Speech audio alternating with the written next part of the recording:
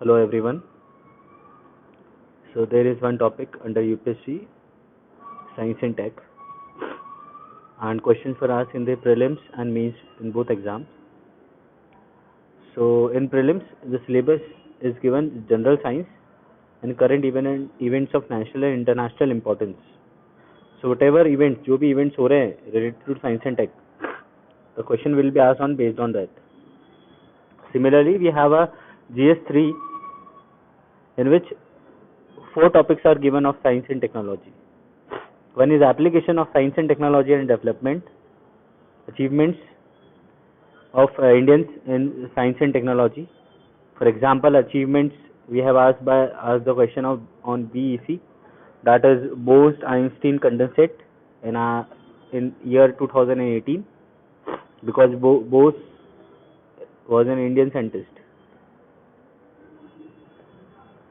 Similarly, indigenization of technology and developing new technology. So on this last year COVID-19 vaccine India has developed, the question was asked on that. Similarly, question was asked on biotechnology also, that how biotechnology is useful in farming sector. So overall it means approx 40 marks question comes, and in prelims around 10 to 15 questions, means 30 marks approx, because as we can see the trend from 2018 to 2023, UPSC is focusing on 2 important topics, that is environment and science and tech. So let's start with the topic. Today we are dealing with the nuclear physics and technology. Before starting with the nuclear physics, let's understand some basics. Although basics are not asked by the UPSC not asked the basics, but these basics are useful in state services, and to understand the concept or applications of the new development in science and technology. So we know that matter क्या था? Matter is a thing which having some size, mass, occupy some space. तो हमने वो पढ़ा था matter. Matter जो हमने 10th में देखा था वो 3 थे हमारे, सॉलिड, लिक्विड और गैस. 2 मैटर और है जो हायर डेवलपमेंट स्टडीज में हम पढ़ते हैं, एक प्लाज्मा,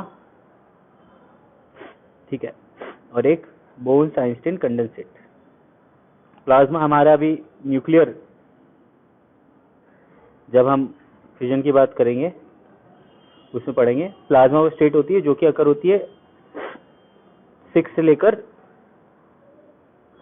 10,000 केल्विन, ठीक है. सो मैटर कैसे बना? मैटर बना मॉलिक्यूल से. मॉलिक्यूल क्या होता है? हमने एक H2O होता है, वाटर, ठीक है, तो ये मॉलिक्यूल है. O2 ऑक्सीजन मॉलिक्यूल है ये. अब ये बहुत सारे O2 या फिर बहुत सारे वाटर के मॉलिक्यूल मिलके क्या बनाएंगे? मैटर बनाएंगे, जिसको हम क्या कहेंगे? Liquid, that is water. तो मॉलिक्यूल बन गया. अब मॉलिक्यूल कैसे बना था? मॉलिक्यूल बना था एटम से.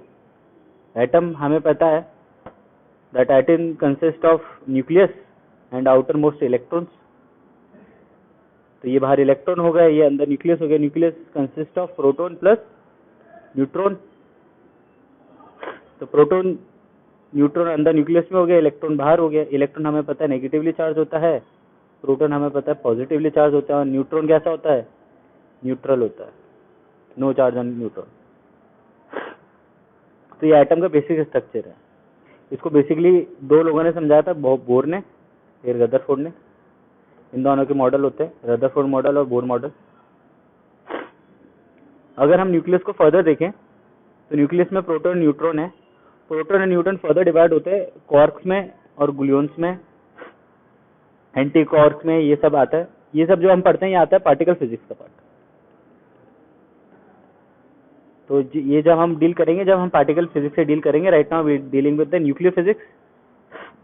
सो हम अभी एटम और उसके स्ट्रक्चर भी बात करेंगे।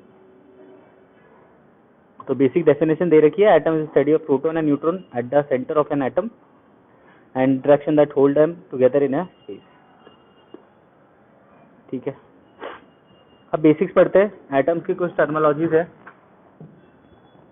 अब देखो न्यूक्लियाई जो होता है ना, न्यूक्लियर न्यूक्लियस में कंफ्यूजन होता है लोगों को। न्यूक्लियस जो होता है ना वो सिंगुलर के यूज करते हैं, सिंगल एटम। न्यूक्लियर हो गया बहुत सारे न्यूक्लियस, तो नाम सेम है, मीनिंग सेम है, बस एक है और एक बहुत ज्यादा है। ठीक है, और दूसरी चीज की डेंसिटी ऑफ न्यूक्लियर जो होती है ना वो सेम रहती है हर एक न्यूक्लियर की, बिकॉज वो इंडिपेंडेंट होती है किसकी, मास और साइज। तो हमें देख लिया ये न्यूक्लियस होता है, बाहर इलेक्ट्रॉन होते हैं।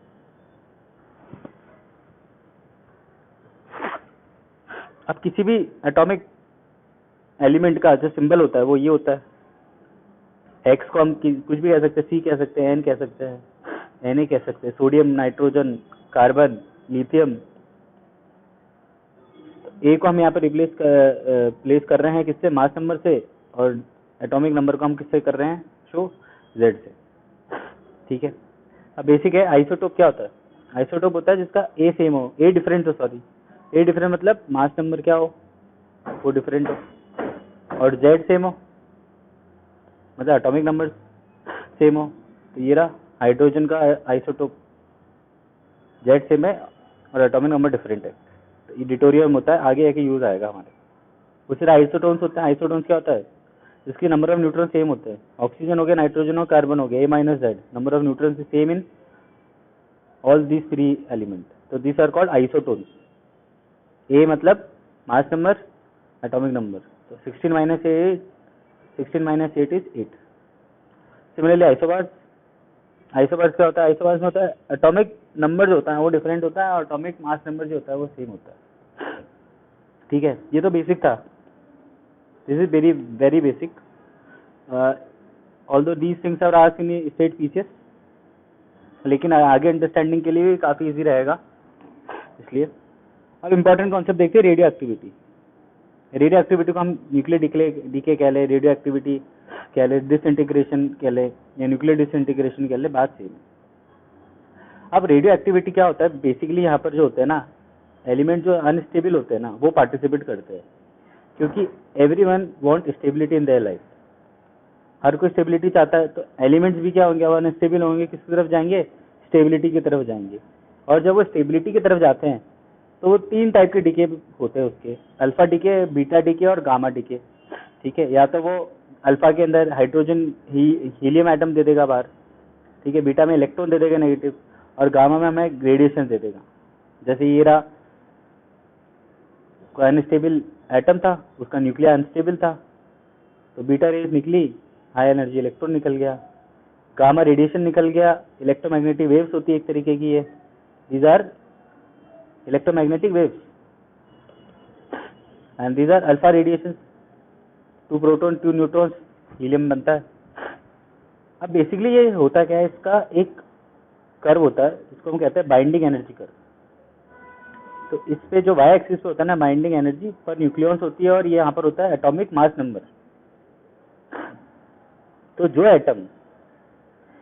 एटम जिनका मास नंबर 20 से कम है या फिर 180 से ज्यादा है, 20 से कम 180 से ज्यादा, वो एटम कैसे होते हैं, अनस्टेबल होते हैं। ये भी अनस्टेबल है। और जिनका 20 से 180 के बीच में होता है वो कैसे होते हैं, स्टेबल होते हैं। तो मैंने जैसा कहा था कि ये सबको स्टेबिलिटी चाहिए, तो जो 20 से कम वाले होंगे उनको भी स्टेबिलिटी चाहिए, वो किधर की साइड जाएंगे, स्टेबिलिटी की तरफ। और जो 180 से ज्यादा है वो भी अनस्टेबल है, वो भी स्टेबिलिटी की तरफ जाएंगे। तो 180 वाले जो अनस्टेबिलिटी स्टेबिलिटी की तरफ जाते हैं, उस प्रोसेस के अंदर हम यूज करते हैं क्या, फ्यूजन।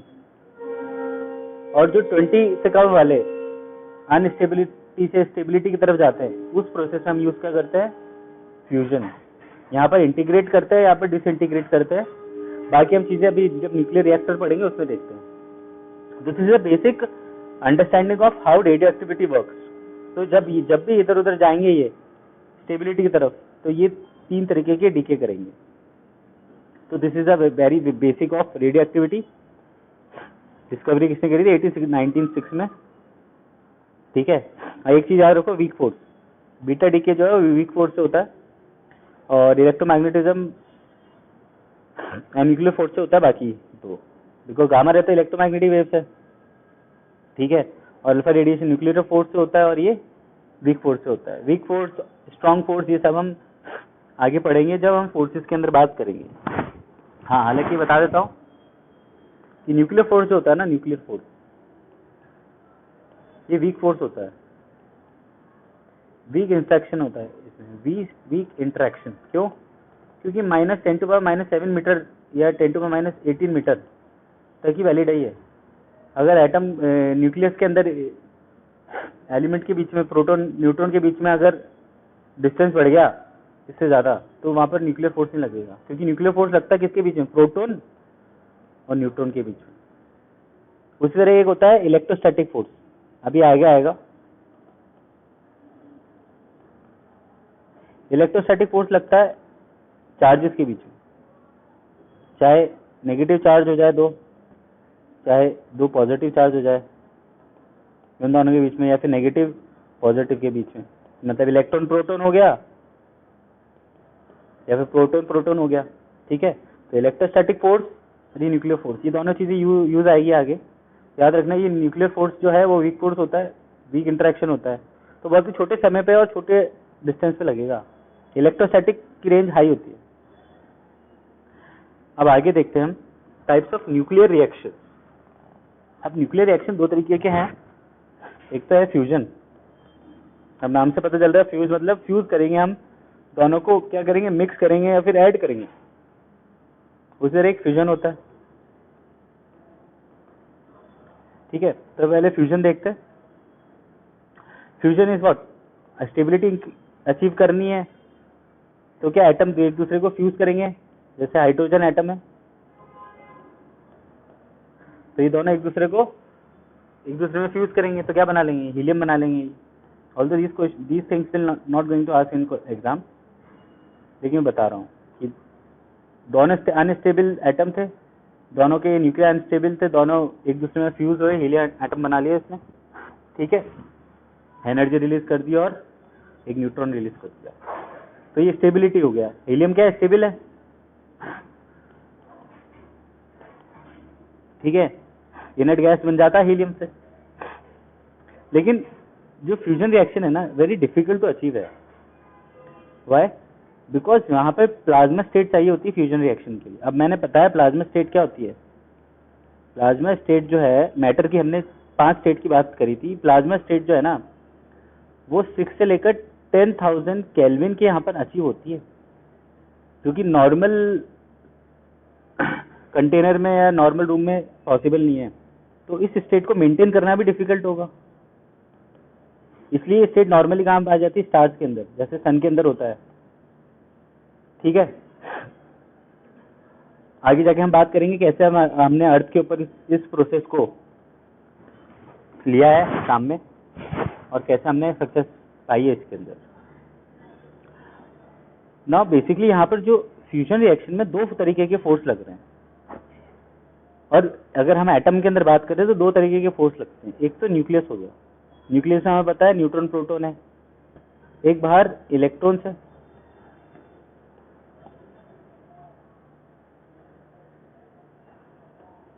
बाहर इलेक्ट्रॉन्स है। अब इलेक्ट्रॉन और जो प्रोटॉन है उनके बीच में तो कौन सा फोर्स लगेगा? Electrostatic force. और जो न्यूट्रॉन और प्रोटॉन के बीच में कौन सा फोर्स लगेगा? Nuclear force.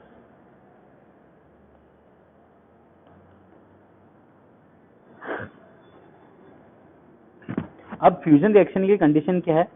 If the attractive nuclear force, जो अट्रैक्टिव न्यूक्लियर फोर्स है ना न्यूट्रॉन और प्रोटॉन के बीच में, वो अगर ज्यादा है electrostatic force, electrostatic repulsive force, मतलब इलेक्ट्रॉन इलेक्ट्रॉन के बीच में। ठीक है, तो ये फ्यूजन रिएक्शन होगा। और दूसरा क्या? टेम्परेचर हमें क्या चाहिए? जब टेम्परेचर हाई हो, मैंने कहा था कि 10⁶ मतलब 10,000 to 6,000 के बीच में ये स्टेट अकर होगी फ्यूजन रिएक्शन का, तो प्लाज्मा स्टेट तभी पॉसिबल है। तो दीज टू कंडीशन है very important for the fusion reaction. Common example हमने देख लिया, स्टार में होता है एक हाइड्रोजन एटम, हाइड्रोजन बॉम्ब में होता है, डिस्कवर किसने किया था वो देखो। अब ये तो था बहुत बेसिक कि फ्यूजन रिएक्शन होता है क्या। Now let's talk about the initiative across the world. सबसे पहले जो इनिशिएटिव हुआ वो हुआ ITER, international thermonuclear experimental reactor. अब इन्होंने क्या करा, जो सन के अंदर हो रही थी प्रोसेस, जो सन में प्रोसेस हो रही थी फ्यूजन की, उसको रेप्लिकेट किया कहाँ पे, अर्थ के ऊपर। और यहाँ पे टेम्परेचर 10⁹ प्लाज्मा स्टेट थी, मैंने बताया वो चाहिए था। तो उसके लिए उन्होंने क्या डेवलप किया, एक डिवाइस डेवलप किया, उसको नाम क्या दिया, टोकामाक। टोकामाक एक ऐसा डिवाइस है जो इस प्लाज्मा स्टेट को मेंटेन कर लेता है, ठीक है। अब ये जो ITER है ना, इंटरनेशनल थर्मोन्यूक्लियर एक्सपेरिमेंटल रिएक्टर, ये है साउदर्न फ्रांस में और इम्पोर्टेंट है, इंडिया इसका मेंबर है, ठीक है। बाकी मेंबर चाइना होगा ही, चाइना याद रखो, जापान याद रखो, रशिया, USA, यूरोपियन यूनियन और south Korea, but India is a member of ITER, ठीक है। तो टोकामार्क एक तो इम्पोर्टेंट है, इसमें प्लाज्मा स्टेट अचीव करने के लिए हमने टोकामार्क यूज करा, ठीक है। इसी तरह चाइना ने एक आर्टिफिशियल सन बनाया था जिसका नाम लगा था एक्सपेरिमेंटल एडवांस सुपर कंडक्टिंग टोकामार्क, वही जो काम किया ITER ने। उस तरह इंडिया ने भी करा SST, ठीक है, स्टेडी स्टेट सुपर कंडक्टिंग टोकामार्क। तो गुजरात के अंदर करा था, इसमें दो इसके करे थे, 1 और 2, एक 2012 के आसपास सक्सेस मिली थी और एक अभी रिसेंट का है। दूसरे एक जॉइंट यूरोपियन टॉरस जेट, जो फ्यूचर के अंदर फ्यूजन से हम कैसे इलेक्ट्रिसिटी बनाएंगे और कैसे एनर्जी बनाएंगे, उसके लिए प्रोजेक्ट चल रहा है। एडवांटेजेस क्या होंगे, एडवांटेज हमें पता ही है, क्लीन एनर्जी है, this is a clean energy, ठीक है ना। दूसरी चीज इंपॉर्टेंट क्या है इसमें, जब हम फिजन में पढ़ेंगे तो वहां पर क्या होता है, यूरेनियम वेस्ट जो होता है ना वो हार्मफुल होता है, ठीक है, केमिकली हार्मफुल होता है, केमिकली टॉक्सिक होता है, जो रेडियो एक्टिव एलिमेंट होता है। यहाँ पर नहीं है टॉक्सिसिटी ज्यादा, जैसे रेडियो एक्टिव वेस्ट में CO2 कम इमिशन करेगा, तो हमारा जो UNFCCC के टारगेट है वो इजीली अचीव हो जाएंगे, ठीक है ना। और वाइड अवेलेबल है, हाइड्रोजन यूज करना है ना, बहुत है। तो चैलेंजेस क्या है, एक तो वही जो इसके लिए कंडीशंस थी, स्ट्रॉन्ग रिपल्सिव इलेक्ट्रोस्टैटिक फोर्स जो रहेगा, तो वीक न्यूक्लियर फोर्स नहीं हो पाएगा, ठीक है ना। प्लाज्मा स्टेट हाई इजी है, हाई नहीं अचीव करना, बिकॉज क्या है, उसके लिए हाई टेम्परेचर चाहिए। तो ये मेजर चैलेंजेस है। अब हम मूव करते हैं नेक्स्ट टॉपिक की तरफ, फ्यूजन रिएक्शन। फ्यूजन में तो हम क्या बात कर रहे थे, वहां पर इंटीग्रेट हो रहा था, क्या हो रहा था, इंटीग्रेट। मैं 2 हाइड्रोजन एटम लाया था और उनको इंटीग्रेट करके मैंने एक हीलियम एटम बना लिया था। मैंने कहा था ये दोनों फ्यूज होके कुछ स्टेबिलिटी की तरफ जा रहे हैं, ठीक है। अब क्या होता है इसमें, फ्यूजन में क्या होता है, फ्यूजन में डिसइंटीग्रेट होता है। डिसइंटीग्रेट मतलब मान लो यूरेनियम है, यूरेनियम 235 है, ठीक है। अब मैं इसको ऊपर डालूंगा न्यूट्रॉन, तो ये डिसइंटीग्रेट हो जाएगा, डिसइंटीग्रेट बनके क्या बना लेगा, यूरेनियम 233, ठीक है। और यूरेनियम 233 वैसे अनस्टेबल होता है, इसलिए आगे डिसइंटीग्रेट होता जाएगा और न्यूक्लियर चेन रिएक्शन चलती रहेगी। तो इसको कहते हैं चेन रिएक्शन। यहाँ पर भी चेन रिएक्शन थी, यहाँ पर भी चेन रिएक्शन, ठीक है। अब ये ऐसा क्यों हो रहा है, डिसइंटीग्रेट क्यों हो रहा है ये, ताकि स्टेबिलिटी आ जाए उसके अंदर, और जब तक स्टेबिलिटी नहीं आएगी तब तक ये क्या होता है, फर्दर डिसइंटीग्रेट होता जाएगा, ठीक है। तो हमें एनर्जी मिलती जाएगी इन रिजल्ट। अब इसके क्या 2 एग्जांपल है, एक तो न्यूक्लियर रिएक्टर है, जो हमारा पावर प्लांट, इसको कहते हैं न्यूक्लियर पावर प्लांट। यहाँ पर होती कंट्रोल चेन रिएक्शन। कंट्रोल क्यों, क्योंकि हम इसको कंट्रोल कर सकते हैं, we can control it through various modes, वो भी हम आगे बात करेंगे। और दूसरा एटॉमिक बॉम्ब। एटॉमिक बॉम्ब है अनकंट्रोल्ड चेन रिएक्शन, मतलब एक बार एटॉमिक बॉम्ब स्टार्ट हो गया तो उसको हम रोक नहीं सकते, वो अनकंट्रोल्ड रहेगा। क्या होता है, थोड़ा बहुत बेसिक है, फिजन मटेरियल में मटेरियल होते हैं जो हम आगे यूज आएंगे। तो मटेरियल क्या होता है, दो टाइप के होते हैं, एक फिजाइल मटेरियल होता है, एक होता है फर्टाइल मटेरियल। अब फिजाइल क्या होता है, फिजाइल नाम से पता चल रहा है, मतलब खुद ही चलेगा, खुद ही चेन रिएक्शन चला लेगा, वो इटसेल्फ चला लेगा।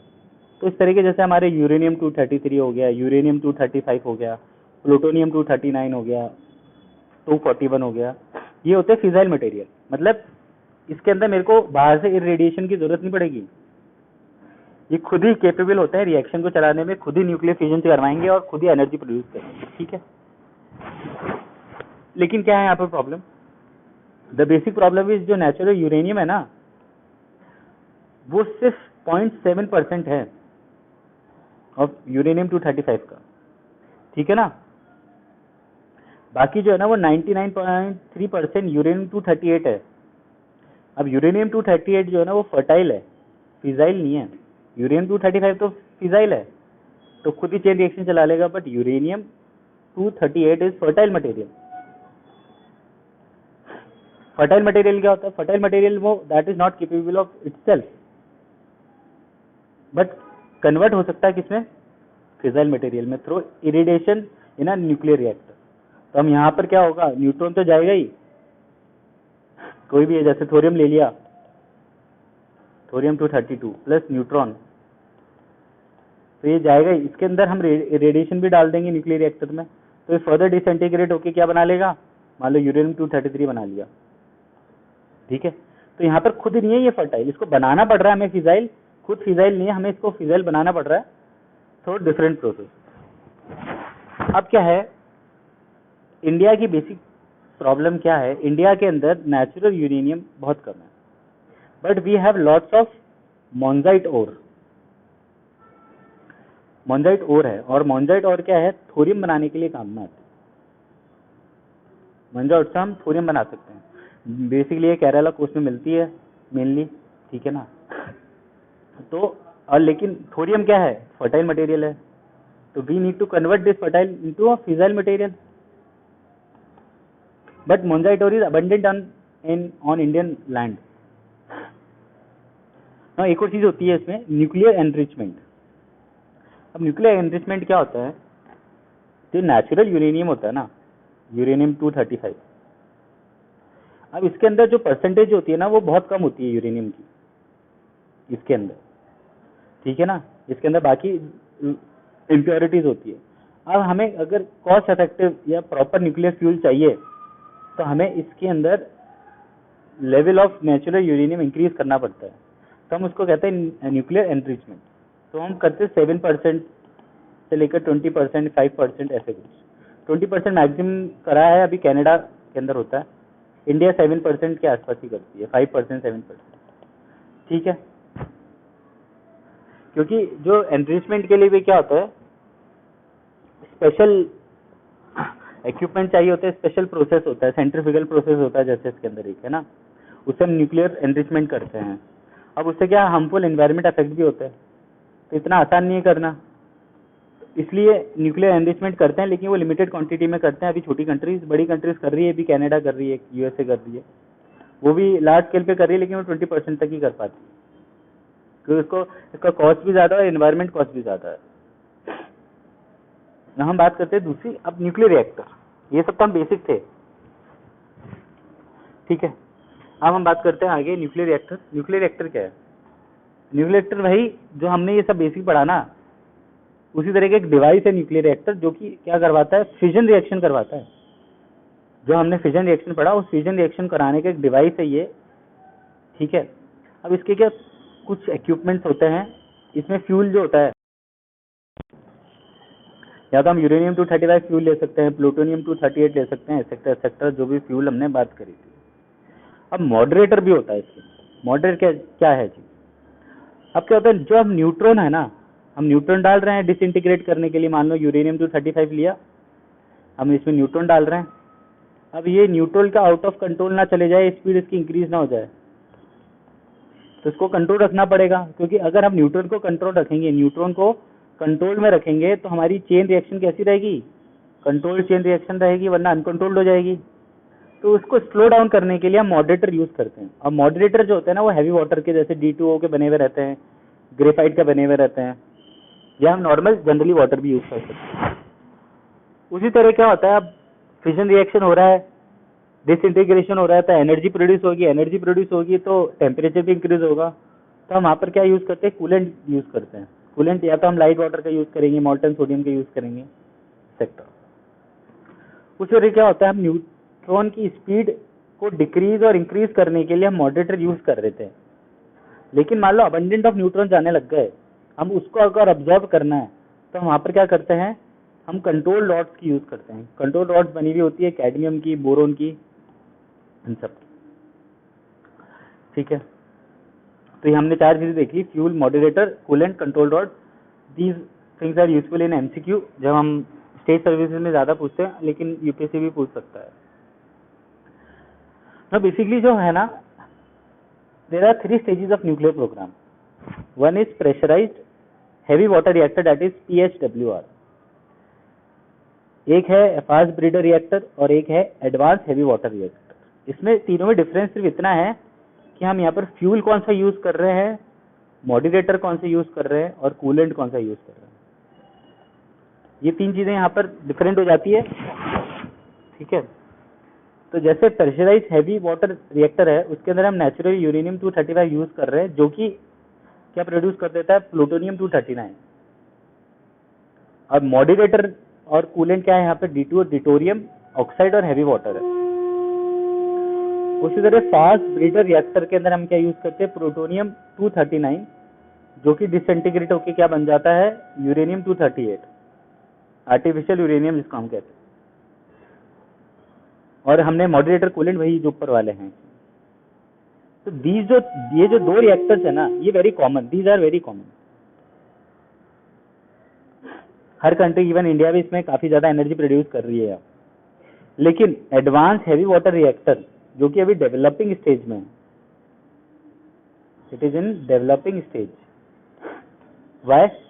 बिकॉज ये डायरेक्ट ही यूरेनियम 233 यूज करता है, और यूरेनियम 233 इजिली अवेलेबल है नहीं हमारे पास, ठीक है।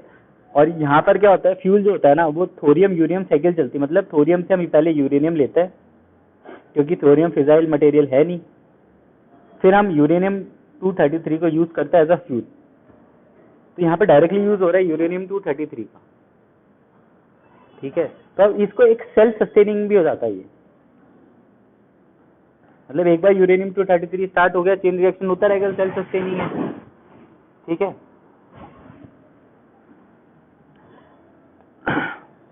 और हाँ, एक और चीज की थोरियम जो होता है ना, वो लेस हार्मफुल होता है, अबंडेंट है हमारे, और स्पेशली इन इंडिया, ठीक है। तो हम एडवांस हेवी वाटर रिएक्टर की तरफ अभी डेवलपिंग स्टेज पर है। बाकी ये 2 pressurize heavy water reactor and fast breeder reactor fully developed है हमारे इंडिया के अंदर, एनर्जी प्रोड्यूस कर रहे हैं, ठीक है।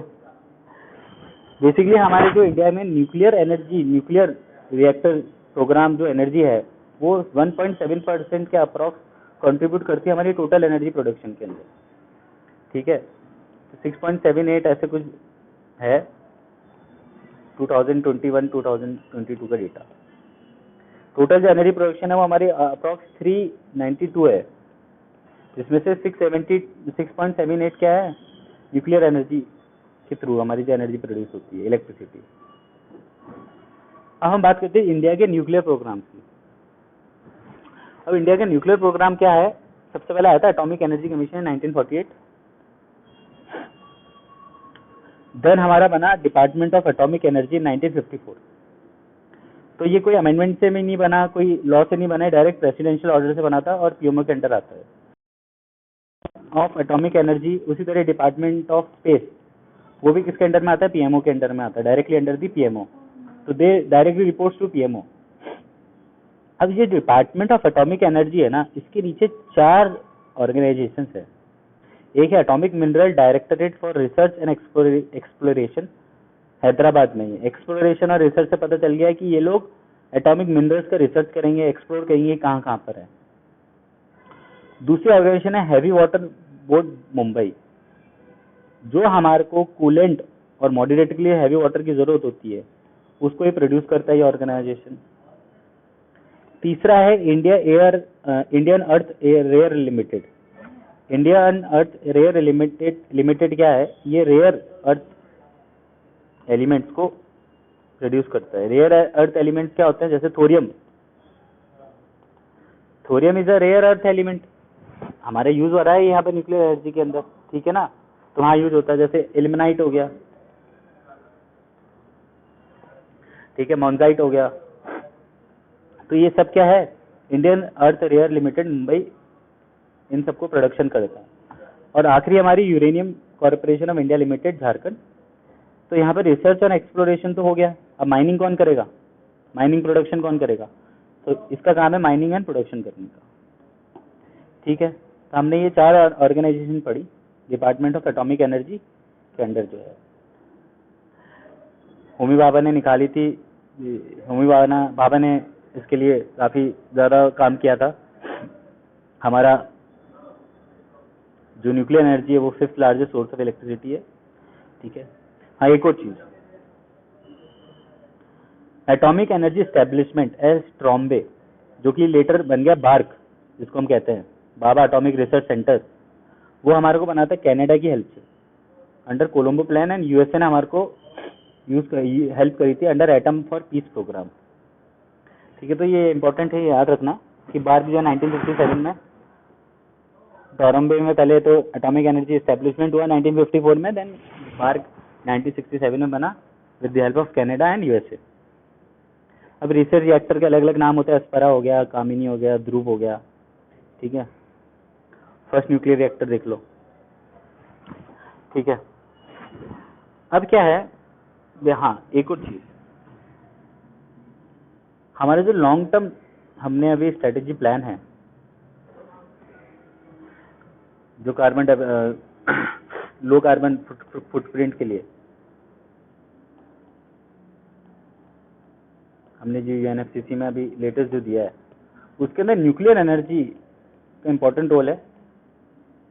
क्योंकि न्यूक्लियर रिएक्टर से हम क्या करेंगे, फॉसिल फ्यूल का कंजप्शन कम करेंगे, उससे क्या होगा, कार्बन फुटप्रिंट जो है हमारा इंडिया का क्या होगा, कम होगा। और हमारे यूएनएफसीसी के जो टारगेट है और नेशनल डिटरमाइंड टारगेट है, गोल्स है, हम उसको अचीव कर सकते हैं यहाँ पे। तो with the environment perspective nuclear energy is very important, from economic perspective it is very important, ठीक है। अब recent development देख लो, एक बात हो रही थी बीच में स्मॉल मॉड्यूलर रिएक्टर। अब क्या होता है कि जनरली जो रिएक्टर्स होते हैं ना, उनका एस्टेब्लिशमेंट करने के लिए बहुत सारी प्रॉब्लम्स आती है। एक लैंड एक्विजिशन की प्रॉब्लम आती है, ठीक है, एक इन्वायरमेंटल कॉस्ट भी होता है, ऊपर से भी स्टेट गवर्नमेंट या फिर जो लोकल पब्लिक होती है वो अलाउ नहीं करती यहाँ पे, फिर ऊपर से रेडियो एक्टिव जो है टॉक्सिक भी है, तो ये सब बहुत सारी प्रॉब्लम आती है। तो उसके लिए हमने क्या है, एक स्मॉल मॉड्यूलर रिएक्टर जिसकी कैपेसिटी होती है up to 300 megawatt per unit, वो हम एस्टेब्लिश कर सकते हैं। इससे हमारे को बेनिफिट क्या है, एक तो स्मॉल फुटप्रिंट है, छोटा ही रिएक्टर है, ज़्यादा फुटप्रिंट होंगे नहीं, ज़्यादा कार्बन फुटप्रिंट भी नहीं होगा, ज़्यादा लैंड एक्विजिशन की प्रॉब्लम भी नहीं आएगी, एनवायरमेंटल कॉस्ट भी नहीं होगा, और ज़्यादा लोकल स्टेट प्रॉब्लम्स भी नहीं आएगी हमारे को। अफोर्डेबल है, सस्ता है, छोटा है क्योंकि प्लांट, कॉस्ट कंस्ट्रक्शन बचती है, ठीक है। और फिर एक टर्म यूज था फ्लीट मोड बीच में। फ्लीट मोड क्या है कि हम 5 साल के अंदर अंदर पावर प्लांट को कंप्लीट कर लेंगे, ठीक है ना, फर्स्ट डे से स्टार्ट होकर 5 साल के अंदर अंदर कंप्लीट करना, तो दैट फ्लीट मोड।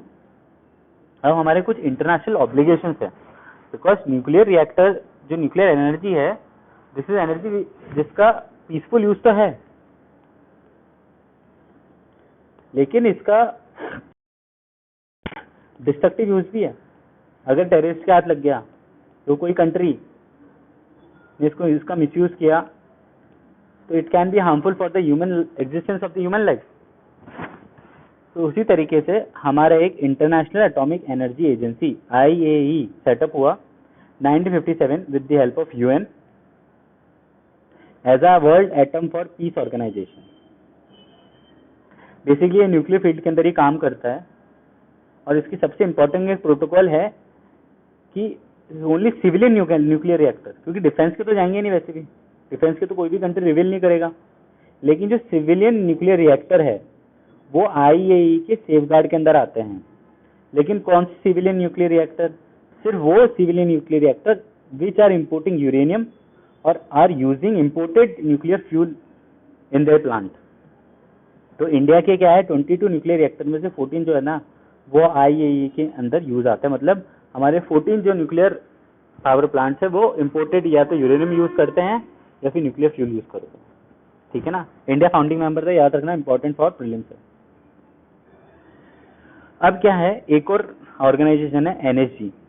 NSG बनी थी 1974 आफ्टर आर बुद्धा, हमारा जो एटॉमिक बॉम्ब टेस्ट जो हुआ था, स्माइलिंग बुद्धा, उसके बाद में NSG बनी, न्यूक्लियर सप्लाई ग्रुप। ये बेसिकली बनी थी कि टू प्रिवेंट न्यूक्लियर प्रोलिफरेशन। ठीक है ना।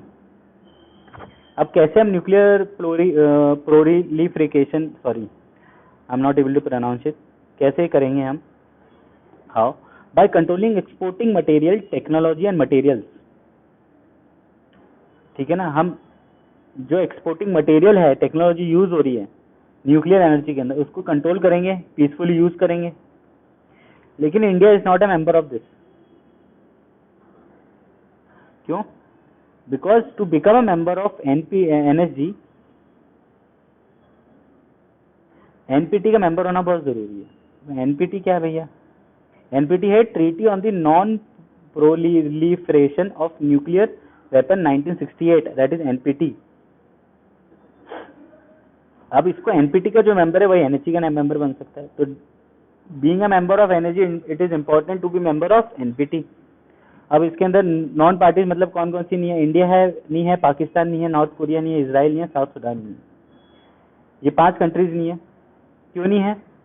क्योंकि ट्रीटी डिफाइन करती है वो वाली स्टेट जिनके पास में 1 जनवरी 1967 से पहले न्यूक्लियर एक्सप्लोसिव डिवाइस थे, उनको न्यूक्लियर वेपन स्टेट डिफाइन करती है। और इंडिया के पास तो 1974 में आया। तो 1967 के पहले जो कंट्रीज होंगे उनको ये क्या कहती है? न्यूक्लियर वेपन स्टेट कहती है, एक तो वो, और दूसरा नॉन न्यूक्लियर वेपन स्टेट। तो इसमें 2 टाइप की कंट्रीज है, एक तो न्यूक्लियर वेपन स्टेट और non nuclear weapon state. Non nuclear weapon state तो क्या प्लेस लेते हैं कि they will not going to develop in future any nuclear weapon, कोई भी न्यूक्लियर वेपन डेवलप नहीं करेंगे फ्यूचर के अंदर। और न्यूक्लियर वेपन स्टेट क्या प्रॉमिस करते हैं कि वो लोग पीसफुली यूज करेंगे न्यूक्लियर एनर्जी का। ठीक है ना। लेकिन कौन से वाले न्यूक्लियर वेपन स्टेट है जो कि 1967 से पहले डेवलप हुए थे, तो इंडिया जा नहीं सकता। तो इंडिया इसमें नहीं जा सकता, तो NSG का मेंबर बन नहीं सकता। लेकिन इन 2008 देयर वाज इंपॉर्टेंट डील जिसके अंदर NSG ने हमारे को वेवर कर दिया और it allowed us to commence international nuclear trade. मतलब न्यूक्लियर एनर्जी से रिलेटेड, न्यूक्लियर फ्यूल से रिलेटेड, चाहे यूरेनियम का हम एक्सपोर्ट इंपोर्ट करें, ठीक है, सिविलियन पर्पस के लिए, तो वो हमारे को वेवर कर दिया। तो इसकी वजह से इंडिया ने काफी कंट्री से, USA के साथ, फ्रांस के साथ में न्यूक्लियर ट्रेड स्टार्ट करा आफ्टर 2008।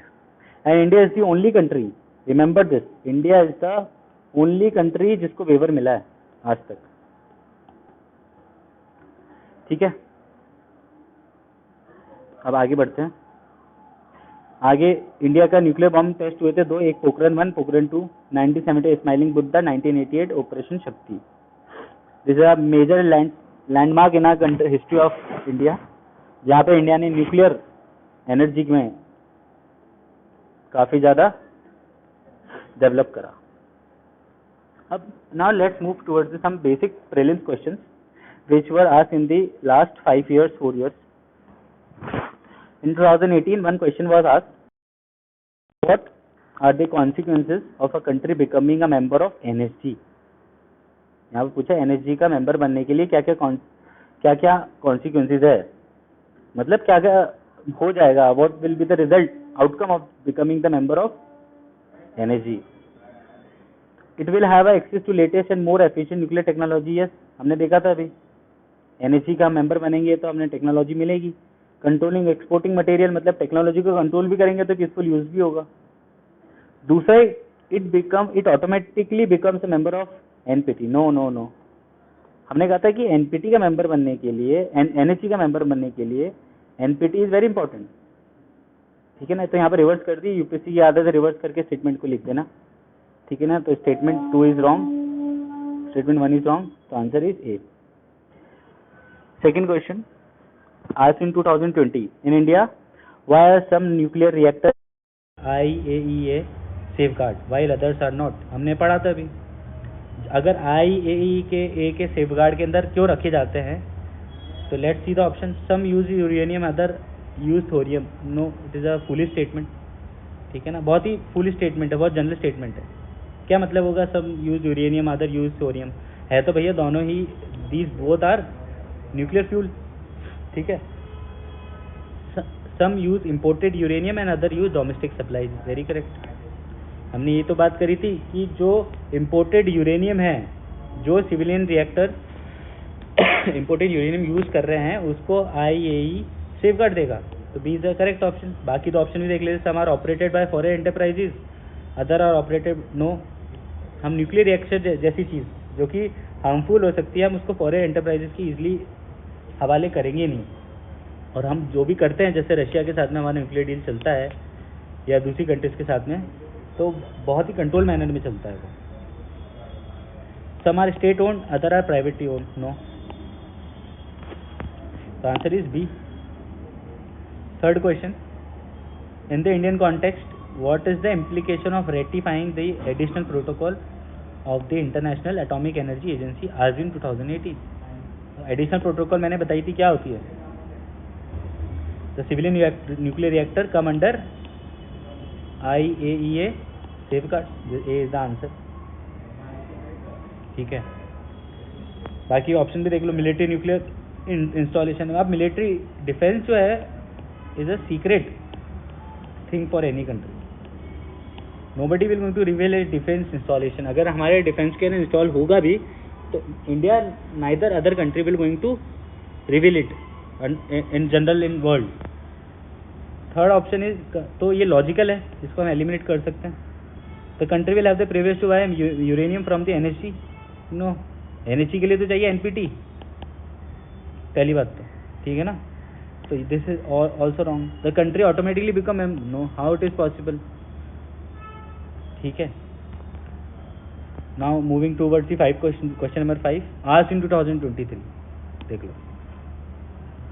अब भैया यूपीएससी ने इस बार पैटर्न चेंज किया, ठीक है। उस पैटर्न के अंदर एक सिंपल से ऐसे क्वेश्चन भी दिए और भला कर दिया बच्चों का, वरना मोस्टली क्वेश्चन क्या आते हैं, ओनली 1, ओनली 2, ओनली 3 वाले। तो स्टेटमेंट 1 क्या कह रहा है, और यहाँ पर ये बेनिफिट है स्टेटमेंट और वाले क्वेश्चंस के अंदर, कि अगर आपको एक भी स्टेटमेंट गलत लगा, ऑटोमेटिकली आंसर आ जाएगा। और वो देखते हैं कैसे। India despite having uranium deposit depends on coal for most of its electricity production, yes, because हमारे पास में नेचुरल यूरेनियम इतना है नहीं, थोरियम है, और थोरियम को कन्वर्ट करना पड़ता है किसमें, यूरेनियम के अंदर, और वो थोड़ा कॉस्टली है, ठीक है। और इंडिया अभी अर्ली स्टेज के अंदर है प्रेशराइज हैवी वाटर रिएक्टर के अंदर, तो ठीक है। तो इंडिया 100% डिपेंडेंसी हो नहीं सकती ना, 90% डिपेंडेंसी, हमें पता कितना 1.7% डिपेंडेंसी है सिर्फ। तो this statement is very correct, क्योंकि हम फॉसिल फ्यूल पे डिपेंडेंट है। Second statement, uranium enrich to the extent 60%, क्या हमने कहा था 7%, इंडिया 5%, 6% कर पाता है, 20% कनाडा ने किया है, तो 60% इज बहुत ही ज़्यादा है 60%, तो automatically this statement is wrong. तो यहाँ पर मैंने कहा था कि स्टेटमेंट इसके अंदर बड़ा बेनिफिट होता है। अभी देख लो, बोथ स्टेटमेंट 2 आर करेक्ट, नहीं, स्टेटमेंट गलत हो जाएगा ये वाला। Both statement 1 statement correct but statement 2 is not the correct explanation, no. Statement 1 is correct but statement 2 is incorrect, yes, very right. Third देखने की जरूरत ही नहीं है। तो यहाँ पर ये बेनिफिट है कि अगर आपको एक ऑप्शन भी ढंग से पता और एक ऑप्शन पता है कि गलत है, तो आंसर बहुत इजीली आ रहा है। अब 2022 में बड़ा प्यारा क्वेश्चन पूछा, with reference to India consider the following statements. अब ऐसे क्वेश्चन आने वाले जमाने चले गए, लेकिन 2022 में दे दिया था यूपीएससी ने। पहला ऑप्शन देखते हैं, monazite is a source of rare earth, yes, monazite is a rare earth element, हमने पहले बात भी करी थी। Yes, monazite contain thorium, yes, हमें थोरियम मिल रहा है ना मोनजाइट से। Third statement monazite occur naturally entire extreme statement है जो कि यूपीएससी देता था पहले। तो एंटायर इंडियन कोस्ट पे तो मिलता ही नहीं, हमने कहा था कहाँ पर मैक्सिमम कहाँ मिलता है, केरला कोस्ट में। तो स्टेटमेंट क्या हो जाएगा, एलिमिनेट हो जाएगा। जैसी 3 स्टेटमेंट एलिमिनेट हुआ, B is the answer. Option पढ़ लो, India government bodies only can process export of monazite, yes, because यहाँ पर हमारे को न्यूक्लियर फ्यूल मिल रहा है, प्राइवेट के हाथ में हम दे नहीं सकते। और वैसे भी कौन ही एक्सप्लोर करता है, हमने यहाँ पर देखा था एक्सप्लोरेशन का काम, माइनिंग का काम कौन करता है।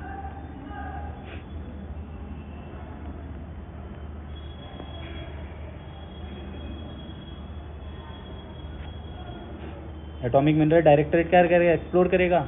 यूरेनियम यूसीआईएल क्या करेगा, माइनिंग करेगा। ठीक है, तो ये 2-3-4 बॉडीज है जो एक्सप्लोर करती है, माइनिंग करते हैं न्यूक्लियर फ्यूल का या न्यूक्लियर एलिमेंट्स का। लास्ट देख लेते हैं, 2016 में आया था कि India is an important member of international thermonuclear experimental reactor. हमने बात करी थी फ्यूजन रिएक्शन के लिए, सन जैसा फ्यूजन रिएक्शन हमने अर्थ पर रेप्लिकेट किया है, उसके लिए ITAR इस्टेब्लिश हुई थी। तो एक क्वेश्चन पूछा है उसी पे, इफ दिस एक्सपेरिमेंट सक्सीडेड, हमारा एडवांटेज क्या होगा।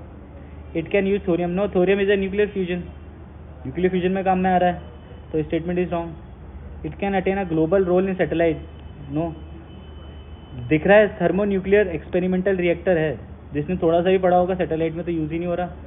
ITAR के बाद में जिसको भी थोड़ा सा ही पता होगा, तो ये 2 स्टेटमेंट ऑटोमेटिकली बाहर हो जाएगी। It can drastically improve the efficiency of fusion reactor in power generation. पहली बात तो एक्सट्रीम स्टेटमेंट है, ड्रास्टिकली इंप्रूव, ठीक है, तो वैसे एलिमिनेट हो जाता है। 2016 में उस टाइम एक्सट्रीम पे ही क्वेश्चन पे ही आधे क्वेश्चन हो जाते थे स्टेटमेंट्स पे। और फ्यूजन हमें पता है फ्यूजन का है ये तो automatically D become the right question, right option.